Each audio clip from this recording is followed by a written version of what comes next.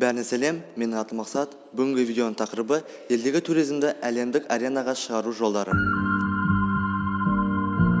Видеоның мақсаты көрерменді еліміздегі туризмді дамыту жолдарымен таныстыру.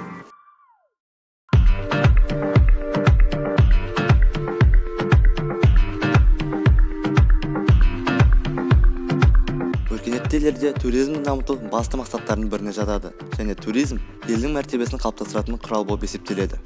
Елдің сұлу табиғатымен әлемді таңдандыру арқылы мемлекет бюджетіне ақша түсіру, кіріс келтіру ең пайдалы екені белгілі.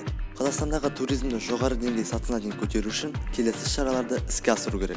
Жасыратыны жоқ, туризм саласының басты проблемаларының бірі инфрақұрылымның дамымауы. Мысалы, қонақ үйлер, жолдар, көлік қатынасы. Бұл мәселе бұрыннан белгілі, және ол әртүрлі деңгейде бірнеше рет талқыланды. Жағдайы әрине жыл сайын біртіндеп жақсы жаққа өзгеруде, бірақ әлі де көп нәрсе істеу керек. Келесі кезекте туристік саладағы жеке бастамалардың дамуына жәрдем ету керек. Яғни шетелдік туристерді қабылдаумен айналысатын туристік фирмалар үшін жеңілдік шарттар қолдануға болады. Мысалға, қызмет етуінің бастапқыда жиынтық табыстан алынатын салықтан, қосымша құн салығынан босату.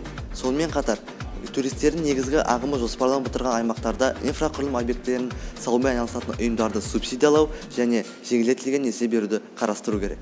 Сондай-ақ инвестициялаудың мақсаттанған жүйесін қолдану керек. Себебі туризмді дамытуға ынталандырушы әсер ету инвестицияның арқасында жүргізіледі.